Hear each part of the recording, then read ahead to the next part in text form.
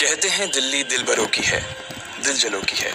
कहते तो ये भी हैं कि दिल्ली दिल फरेबों की भी है। और लकी यानी कि लक्ष्मण लाल अग्रवाल में ये सारे गुण मौजूद थे। लोग उसकी शक्ल को देखकर ही कह देते थे, अबे दिल्ली से हो क्या। लकी वैसे दिखने में स्मार्ट और अट्रैक्टिव था, पर जेब से खस्ता हालत होने की वजह से रहता बेहद सिंपल तरीके से था। शर्ट का रंग उड़ा हुआ और पैंट से पैबंद जुड़ा हुआ। कहने को तो उसकी उम्र के लड़के दिल्ली की सड़कों पर रात को मोटर बाइक दौड़ाते थे, लेकिन लकी उर्फ लक्ष्मण लाल अग्रवाल सिर्फ कमरे से कॉलेज में पढ़ाई और गर्लफ्रेंड डिंपल के साथ थोड़ा वक्त बिताना, फिर कॉलेज से दुकान, दुकान से जब होम डिलीवरी आए तो वहां, और फिर घर चला जाता था। हाँ, कभी कभी जब वो किसी लड़के को खाली सड़क पर मोटर बाइक दंदनाते हुए देखता तो कहता, एक दिन अपना टाइम भी आएगा जब मैं चश्मा लगाकर बैठूंगा और पीछे डिंपल को बैठाऊंगा। देखना, जब वो मेरी कमर में अपना हाथ कसेगी और मैं तेजी से मोटरसाइकिल को इंडिया गेट के आसपास दौड़ाऊंगा, तो सारे दिल्ली का दिल हम दोनों को देखकर जलेगा। दुकान में रखा हुआ बर्नॉल भी काम नहीं आएगा। लकी ने कहा और अपने हाथ में बर्नॉल की क्रीम को दबा दिया। जैसे ही उसने क्रीम को दबाया, उस क्रीम बाहर आ गई। अबे गधे, क्या कर रहा है? वो कोई स्पंज की गेंद है क्या जो उसे दबा रहा है? दुकान के मालिक ने उससे फटकारते हुए कहा और उसके सर पर एक चपत लगा दी। Sorry sir. लकी ने अपना सिर बचाते हुए कहा। वो खरोल बाग में स्थित एक छोटी सी मेडिकल स्टोर पर काम करता था। उसकी दुकान का नाम था चमन मेडिकल स्टोर और उसके ओनर का नाम था चमन लाल। लकी पिछले 5 साल से इन्हीं की दुकान पर काम कर रहा था। यहाँ इस छोटी सी शॉप पर काम करना उसकी मजबूरी थी। लाइफ में कंगाली की वजह से उसे कॉलेज में पढ़ाई पूरी करने के लिए पार्ट टाइम जॉब करना था। उसने कई अच्छी जगह अच्छी तनख्वाह की नौकरी ढूंढी, पर नहीं मिली और वो इस मेडिकल स्टोर पर ही अटक गया। गधे, अब इसके पैसे क्या तेरा बाप भरेगा? कटेगा। इसका पैसा भी तेरी तनख्वाह से कटेगा और एमआरपी से डबल रेट में कटेगा। चमन ने अपने दांतों को किचमिचाते हुए कहा। गुस्से की वजह से उसकी नाक फूल गई थी और लकी की सांसें। उसने घबराते हुए ओनर से पूछा, एमआरपी से डबल क्यों सर जी? ताकि अगली बार से ऐसी कोई हरकत करने से पहले तू डबल बार सोचे। चमन ने कहा और उसके हाथ से ट्यूब छीन ली। उसका जी तो चाह रहा था कि वो लकी की खोपड़ी पर एक और बार अपना हाथ साफ कर ले, लेकिन उससे पहले ही दुकान का फोन बजने लगा। फोन की घंटी बजते ही लकी को वहां से निकलने का मौका मिल गया और वो भागते हुए फोन उठाने के लिए चला गया। हेलो जी, करोल बाग के बेस्ट मेडिकल चमन मेडिकल स्टोर से बोल रहा हूँ, बताइए क्या काम था? ये लकी की पेटेंट लाइन थी। चाहे कहीं से भी फोन आए, लेकिन उसे फोन पर बस यही बोलना था। जैसे ही इधर लकी ने अपनी बात कही, उधर से जवाब आया, मैं अप्रूविंग नाइट होटल के कमरा नंबर 303 से बात कर रहा हूँ। एक छोटा सा ऑर्डर है, नोट करो और जल्दी से होटल पर डिलीवर करवा दो। वो एक लड़के की आवाज थी।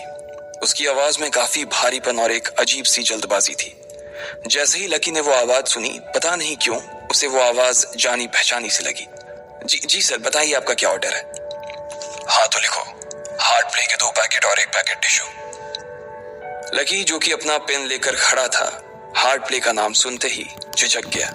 असल में हार्ट प्ले नाम का एक कंडोम आता था और इसलिए उसका नाम सुनते ही लकी शर्मा गया था।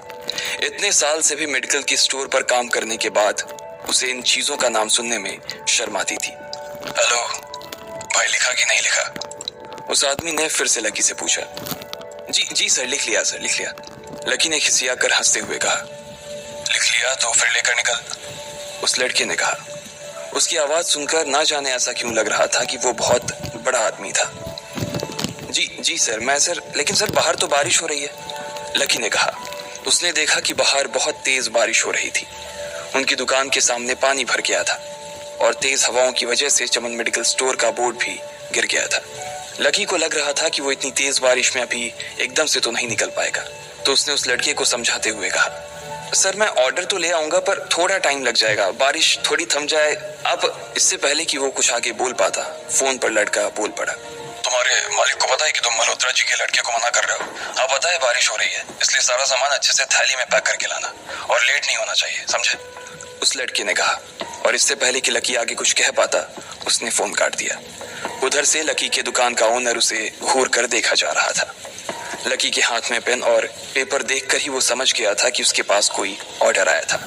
आज वैसे भी इतनी बरसात होने की वजह से सुबह से इक्का दुक्का ग्राहक ही दुकान पर आए थे।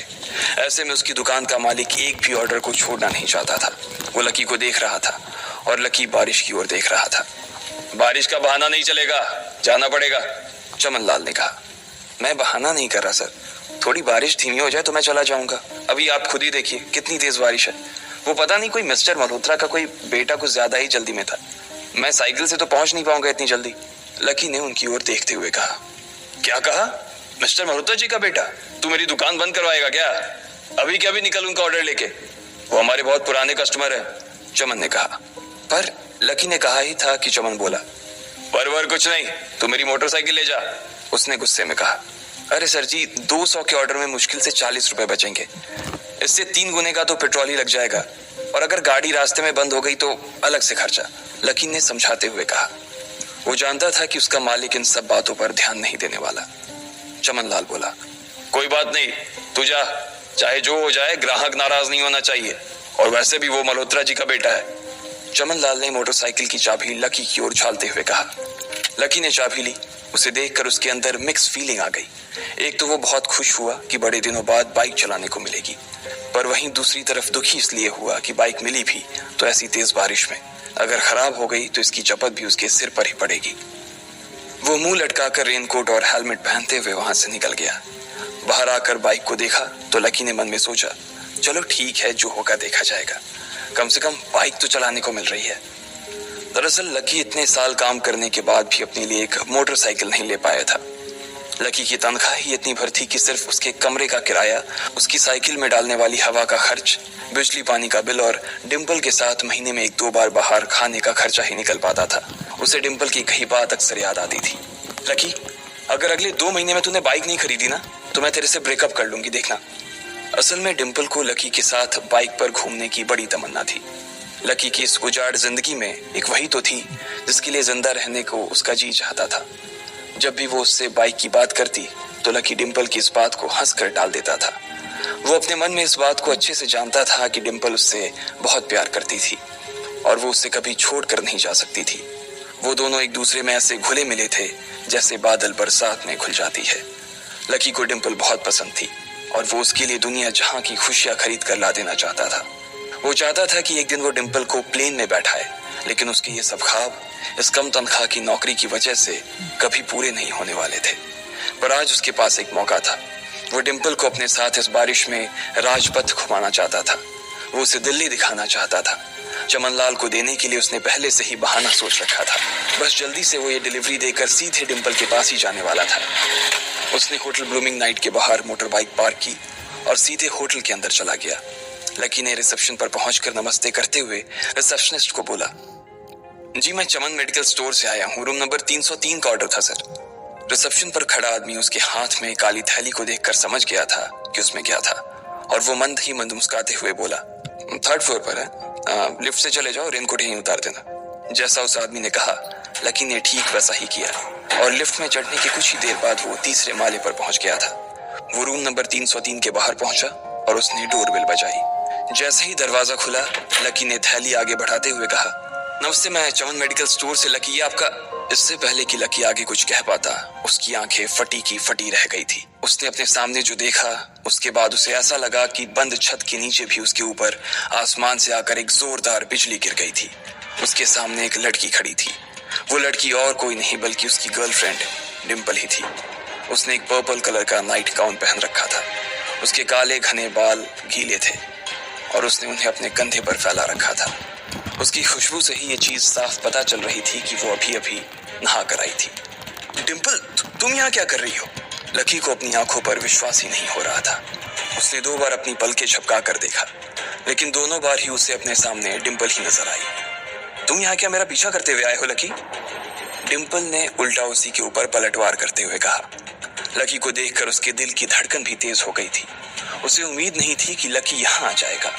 उसने ना तो सुबह से उसे फोन किया था और ना ही उसके मैसेज का कोई जवाब दिया था। वो अपने मन में सोचकर बैठी थी कि वो अगले दिन खुद ही उससे मिलकर बोल देगी कि उसकी तबीयत खराब थी। डिम्पल बेबी, क्या हो गया? किससे बात कर रही हो? अचानक से एक गबरू जवान सा लड़का दरवाजे के पास आकर खड़ा हो गया था। उसने बनियान पहन रखी थी। लकी उसे पहचान गया था। साले राहुल के बच्चे, तेरी हिम्मत कैसे हुई मेरी डिंपल को हाथ लगाने की? लकी ने जैसे ही राहुल को देखा, उसके तन बदन में मानो आग सी लग गई थी। वो उसे इस वक्त इतना बुरा मारना चाहता था, इतना बुरा पीटना चाहता था, जिसकी कोई हद सीमा नहीं थी। लकी जिस कॉलेज में पढ़ता था, राहुल और डिंपल भी उसी में पढ़ते थे, और वो कॉलेज राहुल के फादर का ही था। डिंपल ने राहुल के पिता की एक कंपनी में जॉब पकड़ ली थी, और राहुल उस पर बहुत लाइन मारता था। लकी ने 1-2 बार डिंपल को उससे दूर रहने के लिए भी कहा, लेकिन डिंपल ने उसे ये कहकर डाल दिया था कि वो सिर्फ अच्छे दोस्त थे। आज भी इससे पहले कि वो आगे बढ़ता, डिंपल उन दोनों के बीच आ गई। रुक जाओ, डिंपल ने गुस्से में कहा, और लकी के सीने पर हाथ रखकर उसे रोक दिया। लकी लंबी सांसें ले रहा था, और कुछ ही सांसों के बाद उसका गुस्सा शांत हो गया। अब डिंपल के पास भी छुपाने के लिए कुछ नहीं था, इसलिए उसने लकी से कहा, लकी, आज से तुम्हारा और मेरा ब्रेकअप। ब्रेकअप? लकी के पैरों के नीचे से जमीन खिसक गई थी। उसकी आंखें नम हो गईं। लकी को उसकी बातों पर विश्वास नहीं हो रहा था।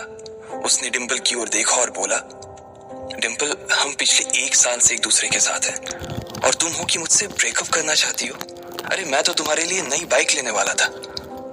चल रहने दे, आज ही याद आई है तुझे बाइक की। अरे तेरे पास मुझे बाहर घुमाने के लिए, खिलाने पिलाने के लिए पैसे तो है नहीं, तू कहां से लेगा बाइक? और अगर ले भी लेगा तो उसमें पेट्रोल कहां से डलवाएगा?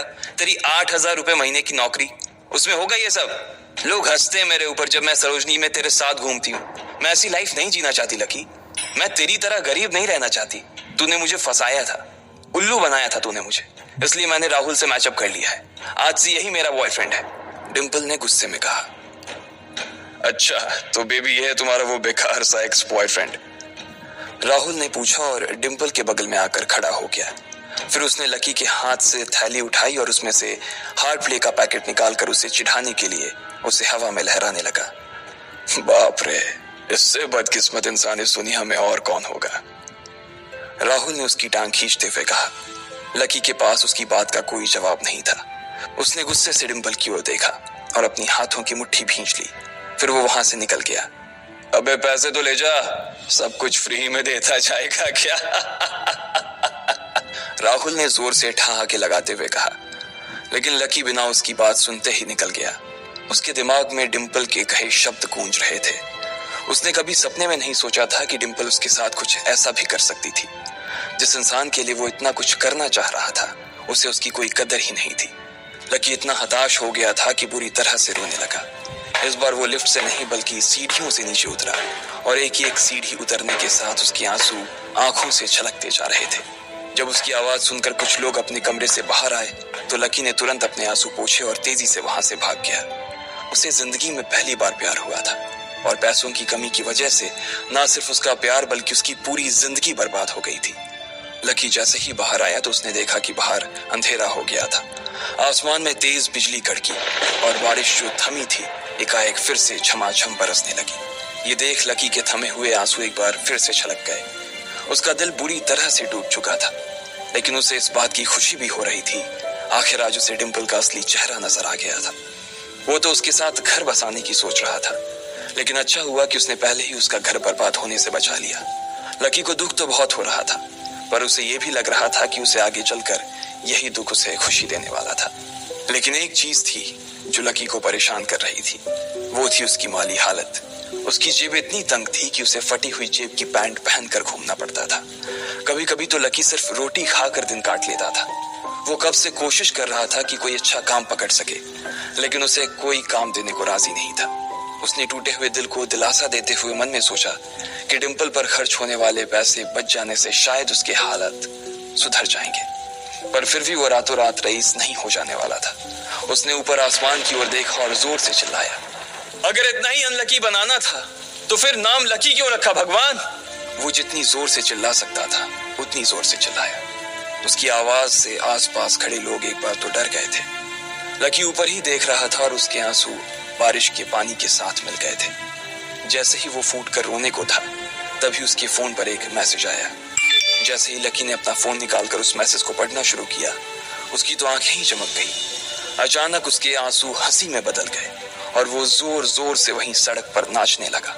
उस मैसेज में लिखा था, परिवार की रिसर्च और परिवार के निर्णय के हिसाब से अग्रवाल परिवार का वारिस लक्ष्मण लाल अग्रवाल उर्फ लकी ने गरीबी अभ्यास की परीक्षा को पास कर लिया है और आज से ही वो उस जमीन और उस जायदाद का मालिक हो जाएगा जो परिवार ने उसके नाम कर रखी थी। ये एक ऐसा मैसेज था। आखिर कौन था लकी, क्या थी उसकी असलियत, और वो कैसे रातों रात ही अनलकी से लकी हो गया था? आपको क्या लगता है, क्या होंगे इन सभी सवालों के जवाब? कमेंट बॉक्स में कमेंट करके जरूर बताएं और सभी सवालों के जवाब को जानने के लिए सुनते रहिए इंस्टा मिलीनियर सिर्फ पॉकेट एफएम पर।